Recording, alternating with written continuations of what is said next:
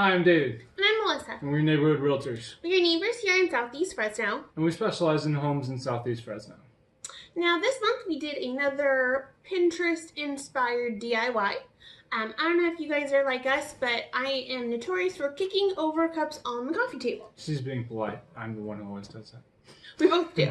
So we decided to make this end table basically that goes right over the arm of your couch. We have a really large sectional, so it was kind of the best place for us to be able to sit and actually have a place to put your cups. Yeah.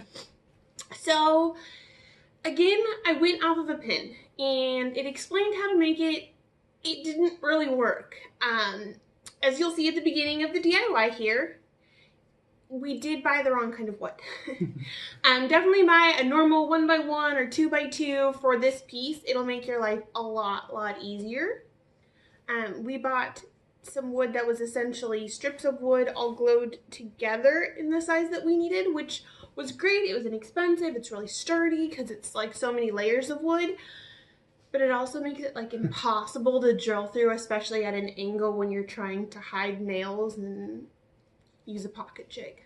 Melissa had a lot of fun with it. Yeah, I used a lot of brackets, so there are ways to get around that, but in order to make your table take about a fourth of the time that it took us to make ours, definitely buy regular wood.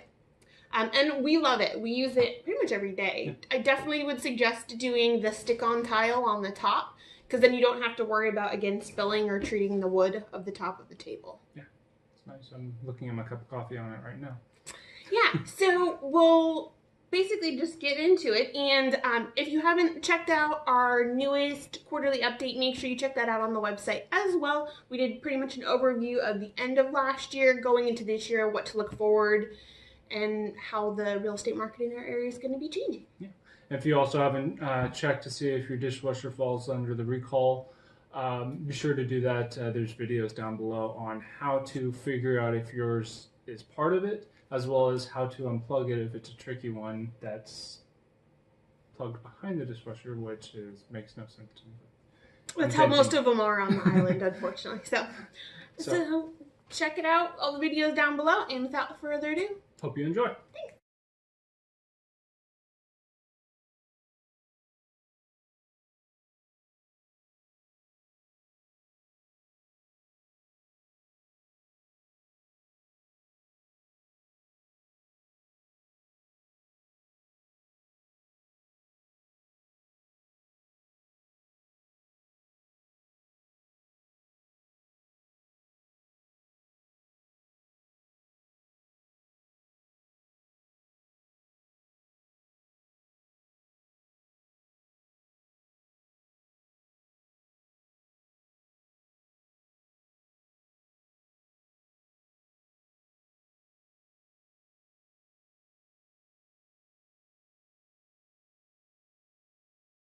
We have the bottom done. So now we're going to attach brackets to our bottom base piece to start building the legs.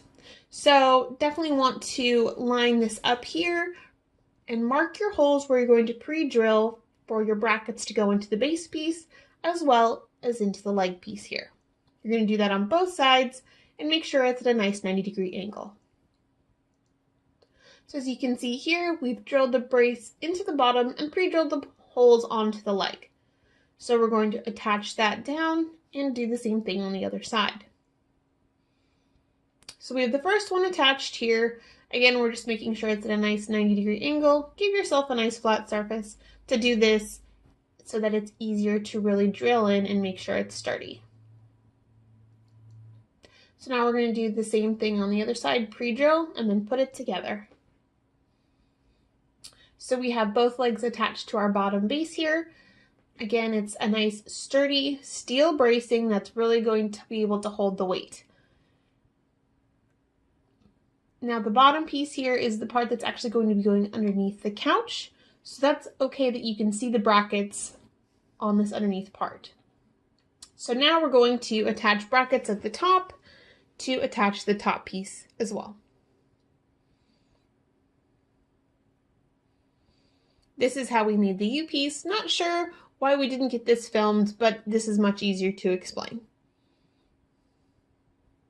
So this is our U-piece. We have the brackets here. This is going to be the wrong side, essentially. This is not going to go into this piece. It's going to be bracing for the middle of the legs.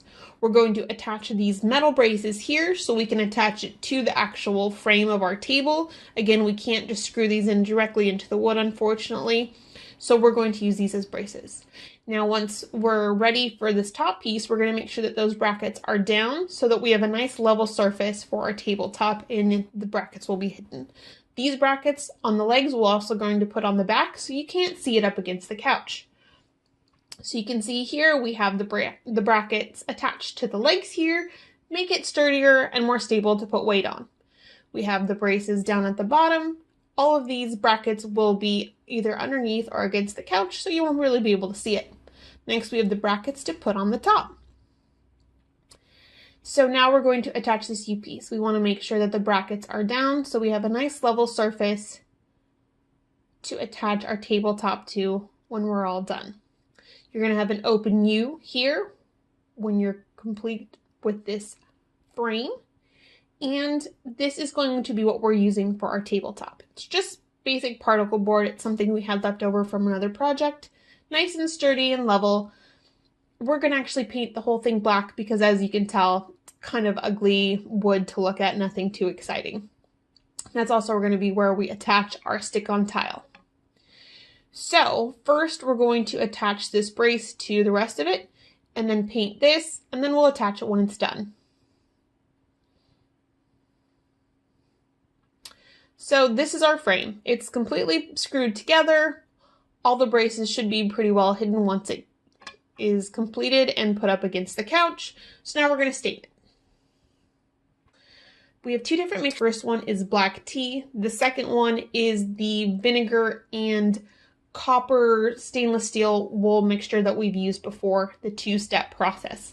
But before you do the first process, which is a layer of tea all over all of the wood, you're going to want to sand it to make sure that it absorbs the tea and stain evenly.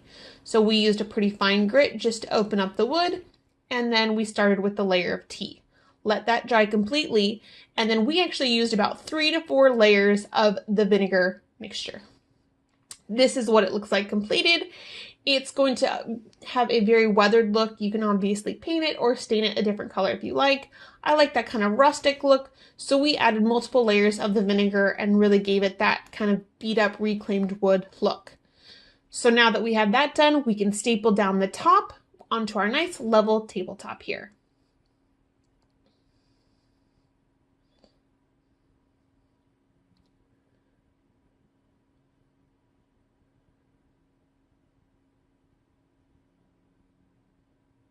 So now that we have the top nailed down, it's nice and sturdy, and we're going to add the tile to the top part of this. Now these are just your regular peel and stick tiles that we got at the hardware store. I kind of liked that textured look, and I like that it made it much better in case we were to spill a drink or something along those lines. If someone didn't use a coaster, it wouldn't ruin the wood. So I just made this tabletop 12 by 12, which is the exact same size as the peel and stick tile. Just peeled off the backing, put it down, and then put some heavy weight on it to make sure it stayed down. This is a much better look since it was kind of dark when I finished, just to give you an idea of what it looked like all done. So thanks for watching. Say bye, David. Bye. Say bye, Oatmeal.